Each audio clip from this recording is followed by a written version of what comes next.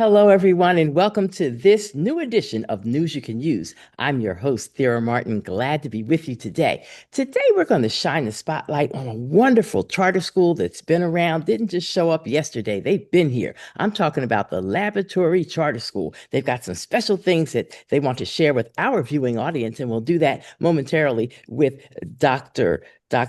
Coleman Hill, Andrea Coleman Hill. She will tell us the story of the Laboratory Charter School. When we turn the page a little bit later on in the program, we're going to talk with Yolanda Key Weaver. She's an author, a comedian, and a speaker. So stay along with us for the ride. News You Can Use. It will be back in just a moment. Glad to be here, Thera Martin, with you on this edition of News You Can Use. Very much for having me. Wow. Good to see you. It is good to see you, but you didn't say that. You said you can use Rebooted. I'm Thera Martin, and I am glad to be back at LaSalle TV.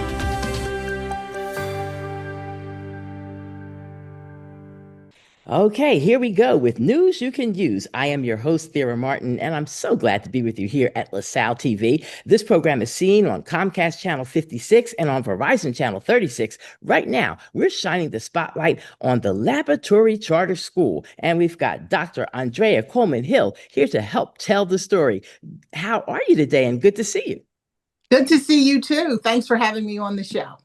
I am excited about what you have going on over there at the Laboratory Charter School. I drove by the other day, and it looks completely different than when I drove by over the summer. I mean, you've been doing some sprucing up. Yes. We'll talk about that in a minute, but let's get the background on Laboratory Charter School. How long have you all been around? What makes Lab so special? So Laboratory Charter School is an independent public charter school, founded and led Black charter school. From in 1998. And it has been around since then. It relocated from several small sites to 9th and Sedgley in 2020.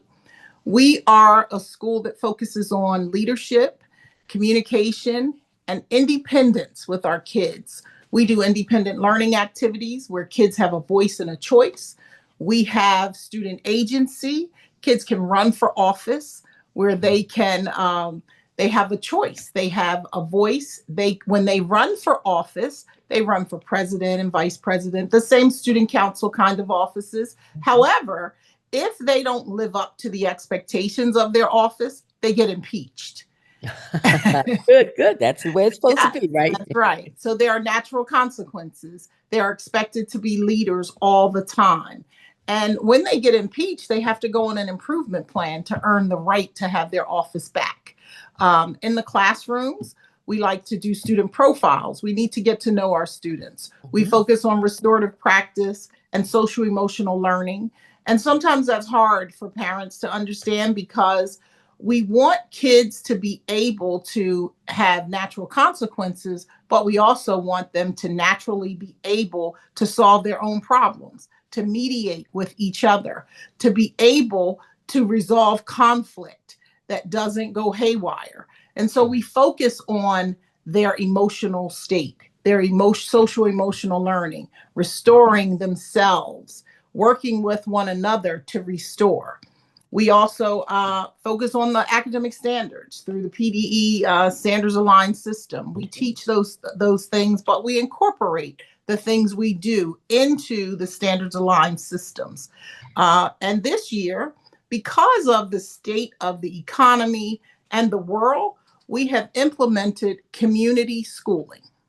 So we would like to partner we're looking at partnering with the SHARE program. We want to give our parents food. We have a clothing bank at the school so that people can come in and get clothing, shoes. These things are all gently used, donated. Some things are new, but we are trying to help the community as much as possible. And that being said, we're having a community event on Wednesday. We're having a trunk or treat so that the kids can have safe trick or treating. The staff comes out, we open our trunks, and they can do trunk or treat. And everyone who walks by is always welcome to any of our events. Yeah, it's so wonderful. Now, what is different? Another thing that's different to me about your charter school, Laboratory Charter School at 9th and Sedgley, you all have a parking lot and you've got a play area for the children. All schools don't necessarily have that. Yeah, we're fortunate. We have a Mhm. parking lot that's very large and it is also fenced in. And so when we are in school during the day, we can lock that. It locks at night. And on the Mhm. other side, we have a beautiful playground for our Beautiful. small children. We are a K-8 school. And Mhm. so we have a playground for those little guys so they can have structured play on the playground. And it's in the up on the other side where there's another parking lot where we have the trunk or treat. And Mhm. that's where we have the playground, we have activities, we have community days, we have moon bounces a lot of times at our community activities. And so we have two very large spaces that are doing very well. We're also starting to raise money because we have a building on site that we want to turn into our community hub that's in our large parking lot. And so we are collecting donations and we want to work with a contractor to turn that space into a permanent community space where people, whether they're families, whether they're in the community, no matter who they are, anyone who walks by can Yeah. say they need food or clothing and it's available to them in the community. And that's going to be so, so very wonderful. I know that your school has a great relationship with the council person for that district, the fifth council district. So, Yes. Councilman Jeffrey Young, and he's looking at being supportive to the school. And I think that's a good thing as well. Yes, he has always, even before he was a council person, he has Mhm. always supported Laboratory Charter School, and we are so grateful to him. And he's not the only one. Isaiah Thomas has supported Lab Charter School. There are so many people who have supported our school. Last year, for example, we wrote a grant for community connectivity. So we wrote a grant to get computers that Yes. we can loan to the community, and it's Mhm. a $580,000 grant that Mm. we got, and we Wow. have community computers that we sign out, that we Mhm. set up in the zip code 19140, so that a daycare, for example, can have a computer station so that Yes. their parents can come in when they're picking up their kids, when they're dropping them off, when they have time, and there is technology for them to use. So it can be in the rec center. It can Mhm. be in a church. It can be anywhere in the 19140 zip code. And we did that because technology is children's first language today. And Yes, it so is. we want our parents to be able to catch up. Mhm. And that means that they need access to computers. And so this grant provides Mm. access to those That computers is that they awesome. need.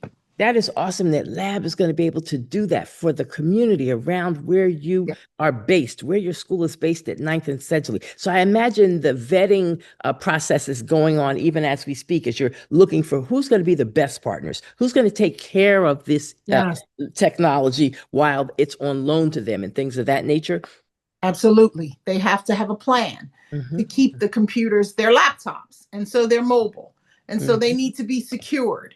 They need to be taken care of. They can't be snapped in half. They can't Yeah. be, and we want the community to have access to them. We want our parents to be able to come in if they need technology for if they're in college, they have homework to do, Hmm. to use a laptop, to not be stifled because of lack of connectivity to the internet or lack of access to technology itself. Now, tell us, how can parents or grandparents or other caretakers of our young people get them enrolled at your laboratory charter school? Because I know school year's already started. So I'm thinking some people might be saying, well, do we have to wait until January? Do you have to wait till next fall? How's it work? You can enroll in a public charter school just like you can enroll in a regular public, traditional Mhm. public school any day of the year.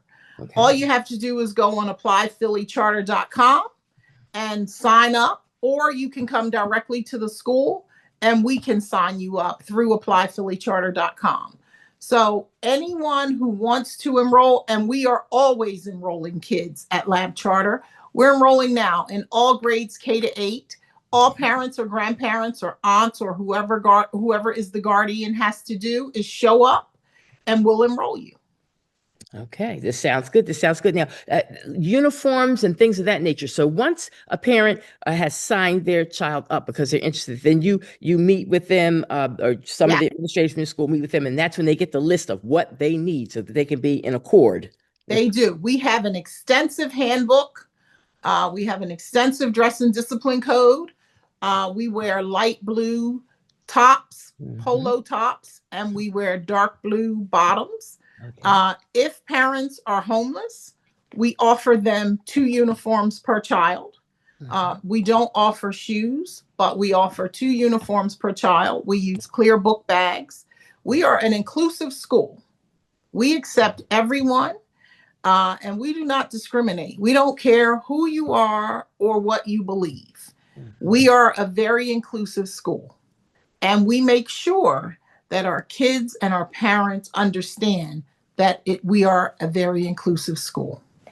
Is there any kind of a commitment form that you ask the parents to sign so that they will be serious about, I need to show up sometimes at the school? Well, we don't, but we do have a parent liaison. Mhm. And we had talked about that, and that's probably something we'll be implementing because we have a lot of activities. We have activities coming up. We were at the 22nd Street Festival on Saturday. Wonderful festival, wonderful opportunity. We made good connections. So we're going to have the poet, we're going to have some authors. Mhm. We have reading activities through federal programs.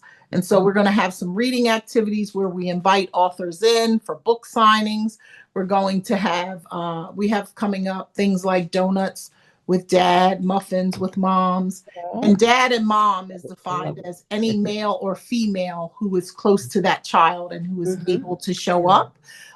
So we have lots and lots of fundraisers for the kids because they have activities. Our Mhm. 8th grade trip this year is the Spirit of Philadelphia. The kids are very excited to go to Good. that. Need a We did, chaperone? I'm available. I love the spirit of yeah, Philadelphia. we did Now, that several years ago, actually during the pandemic, and the ah, kids absolutely loved it. loved it. We did a black tie Spirit of Philadelphia, and they Wow. loved it. And we Mhm. made sure that all Mhm. kids were able to participate.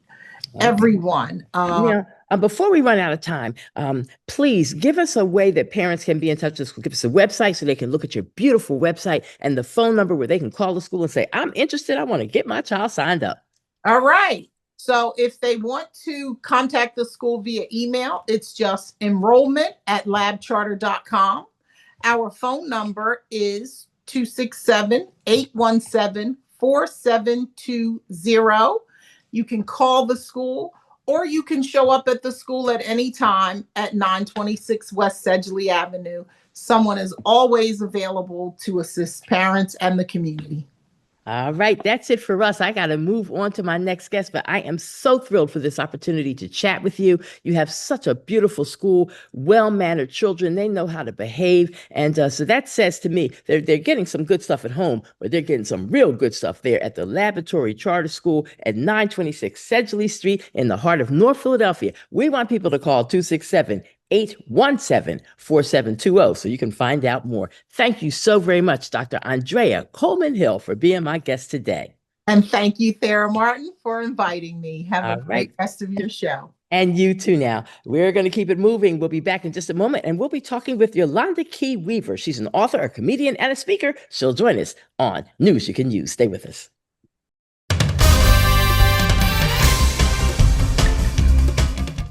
As you go about your daily life, look closer. As you gather with family and friends, look closer. Every year across America, a staggering 4.2 million youth are homeless or trafficked. And for 50 years, Covenant House has worked relentlessly to keep them safe and protected. They get clean clothes, hot meals, medical care, and a safe place to sleep. So look closer at Covenant House. To help or get help, go to covenanthouse.org. Kids across America are going to school hungry. Millions of kids every day. But one simple thing can help change all of this for a hungry child in America. Good, healthy food and the energy it brings. With help from caring people across America, No Kid Hungry is providing healthy meals and hope to hungry kids so they can build better futures. To learn more about ending child hunger in America, go to helpnokidhungry.org today. We are back as we continue with part 2 of this edition of News You Can Use. My special guest right now, Yolanda Key Weaver. I am so glad to have her on the show. Hello to you. Thank you for being with us, Miss Yolanda. Hello to you. It is a pleasure. Thank you for having me. Absolutely. You are some kind of special. You're an author, you're a comedian, and you're a speaker. So you're Yes. a whole lot rolled up into one. Yes. Okay. Give us a little bit of background on yourself. You from Philadelphia originally, or where you from? I'm originally born and raised in Philadelphia, just about all my life. And Okay. when I got married in 1999, I moved to Fallcroft, Pennsylvania, which is like a hop, skipping away. But I'm a Philly girl all the way. Yes. And this publishing thing, you've got a book out called Brown Like Me. Tell us about the book. How did you decide to even do this book?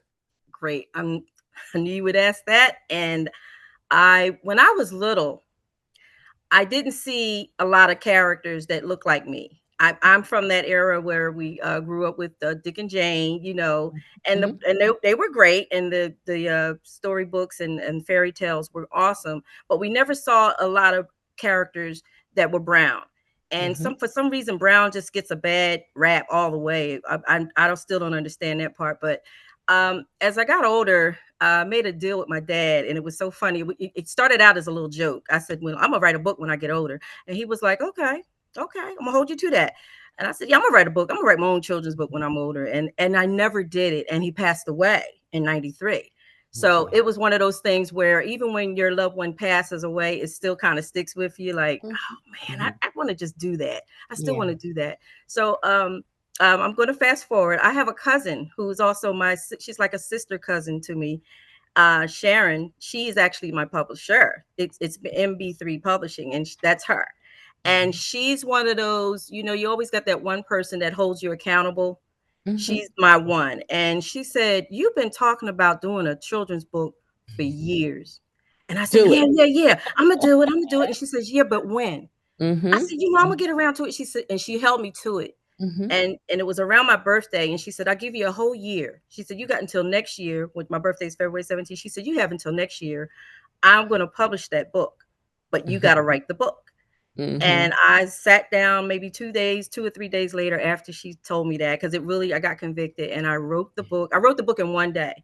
It was just because it's I hate to say it, but it is easy. It's not hard. I just wanted to think of some things that were brown, that were positive, that children can relate to. Oh. And I knew I wanted it to be a children's book, that preschool age of 3, 4, 5, even 6, because Mhm. that's where I'm from. I've taught for over 31 years of preschool and kindergarten. So that's like That's your that's crew. my comfort. But yeah, that's my crew. Okay. So this is how it happened. And I started researching some illustrators, and I found Navi Robbins. I Mhm. liked what I saw, and thank you, Zoom, because my cousin lives in Atlanta. I live in Fallcroft. Mhm. Navi lives in Texas. And we did one Zoom. We met up, all three of us, and I Mhm. gave him my vision. I sent him the pictures of what I would like, and he took it from there. And Mhm. that's how we got Brown Like Me. I love it. I love it. So now how can your average person get their hands on this book? How can they purchase it?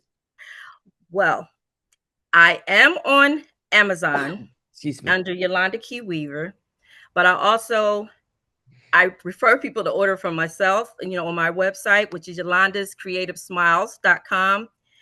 And yeah, so you can get it from me, but you can also order from Amazon. It's out there, and it's also, I'm so happy. It started out as a soft cover, Mhm. and you learn a lot in this business. I learned that if I wanted my book to go to the next level and go into bookstores Mhm. such as Barnes and Noble, which is my next step, Yes. they needed a hard. So now it's in hardcover. So it comes in hardcover as well.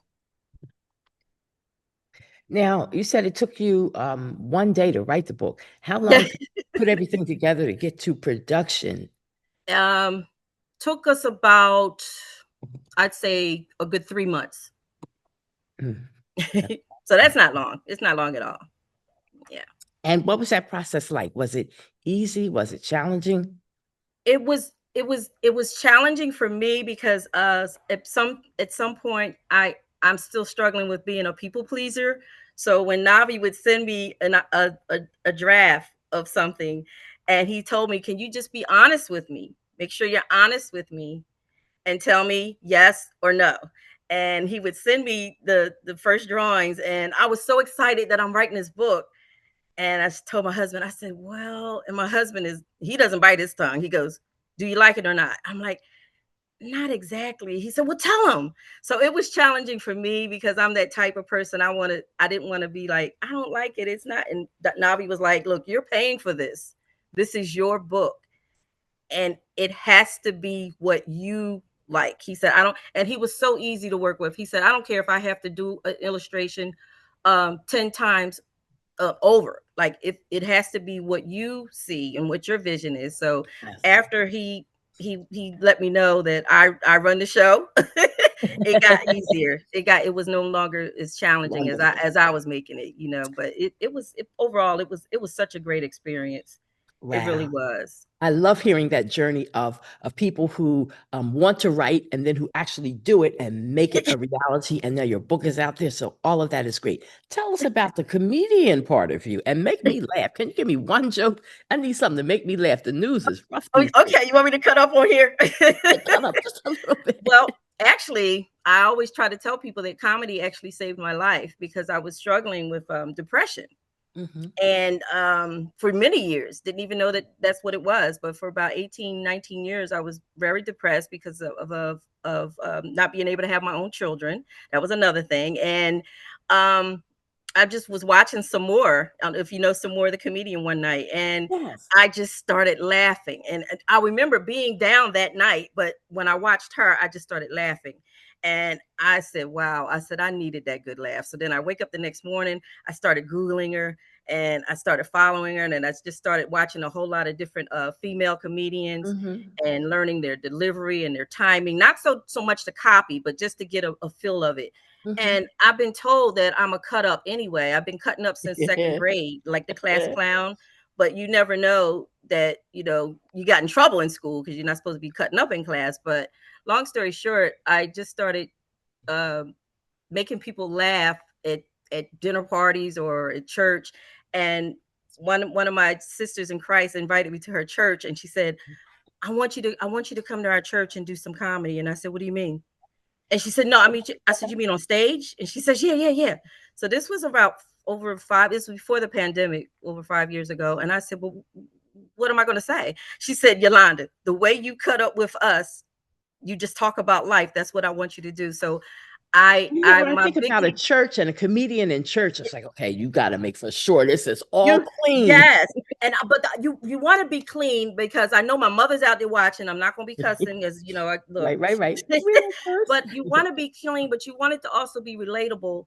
And everybody's getting older. Everybody can relate to getting older, and that was my one thing. And I started, and of course, I'm going to use myself as an example. And I was like, I just don't understand why does my pinky toe hurt for no reason? Like I would just get up, and why does everything have to hurt? Like I'm glad I'm getting Right. older, but like the joints and the pains and the Everything menopause changes. alone, I can do menopause for a whole hour, a Oh whole God. joke, a whole skit on that. But Mhm. I have this thing where I have an usher, the ghetto usher, and I'm just going to have to describe her to you. I talk about how, we church folks can be so critical and judgmental when new converts Mhm. come walking down that aisle. They don't look like us, they don't smell too good, Mhm. and cut Mhm. them some slack. And I said, how about that one girl that comes down and she loves Jesus and she has a heart for God, but she wants to join the usher board. And and I put on the white gloves and I have my little usher uniform because I used to be an usher, Uh-huh. and I have somebody cue up the music, and I said, give her a chance, but we know how to usher, but this is how she ushers. Yeah. And while the music's playing, I have like this little swag. You know how the sisters come down with the Yeah. swag, Mhm. and Mhm. I'm coming down, and I always use my husband in the audience. No one knows he's my husband at the time, Mhm. but I'm Mhm. kind of flirting with him, and I wink, and I'm trying to show him where his seat is, and then when people Mhm. realize, oh, that's her husband, okay, okay. But I do funny things like that. I talk Okay. about when I went to the gym, and I'm not a gym person, but I had to I had to go. I had to, my blood pressure, I had to work on that. And I Mhm. always seem to be positioned next to the person that is on the treadmill that has to do that run thing. And I'm like, why you gotta show me out like Just that? Like, walk like me. why, right. I'm just walking. And why you Oh gotta be over God. here doing all that? And I get a little intimidated. And then sometimes I try to boost my thing up to try to Mhm. see like I'm gonna keep up with the person. And I almost had a heart attack one morning trying to Oh do that. God. I was like, you Yeah. know what? You need to do you, and you need to put this thing down before they have to call the paramedics, because Mm. that's not your style. But little Mhm. things like that. I talk about the gym. I talk about getting older. I talk about how my hair, during the pandemic, this was not by choice. I Mhm. used to wear my hair relaxed. It was sharp. Oh, Miss Thera, it was so nice. It was Wow. sharp. Each curl was layered, and Mhm. but with menopause and medication, things happen, and then the Change. salons closed. And Mhm. I even made a joke about that. My whole platform is Find the Funny. I was like, no, y'all can't close. I mean, I wear a mask. Like, I'm not gonna catch COVID. I'm not gonna give people. Y'all gotta open. How can you close the lines? And I had to. My hair, my relaxer had to grow out, Yeah. and this is what was the result. And then I kind of Beautiful. liked it. Oh, thank you, Absolutely beautiful. thank you. Okay. Okay. Well, our guest is Yeah. Yolanda Key Weaver. She's an author, a comedian, and a speaker. And I imagine when you go out and speak, you talk about mental health issues, about depression and beating Yes. depression, things like that. My platform right now is to really uplift women who are struggling with infertility, Mm, pregnancy, and infant loss. I didn't ask for this. yeah. God just brought Mm, me to that mhm, mhm. platform. And somehow or another, I'm That their spokesperson now with so endometriosis, all of that. But yeah, so I just try if to uplift people them. would like to invite you to come speak at their church or their rec center, at their community meeting, how can they be in touch with Yolanda Key Weaver? Oh my goodness. They can email me at Lonnie Haha. Mhm, Lonnie mhm. Haha at gmail.com. I love it. It's just really simple. Lonnie Haha at I love gmail.com. it. I I love would it. love it. I welcome it. Okay. I thank you for joining me. We are all out of time at this point, Okay. but at least we got to tell people about your book, Brown Like Me, and got to hear a little bit of your comedian side of you and a whole lot more. I thank you for being with us today on the program. Thank you All so the best much. with sales with your book. Thank you so much, Okay. Miss All right. Thera. You take Thank care now. you. And we want to thank our viewing audience for checking us out on this edition of News You Can Use. I'm your host, Thera Martin, if God says so. And if Dr. Tanya says so, we'll be back next time. Stay with us right here at LaSalle TV.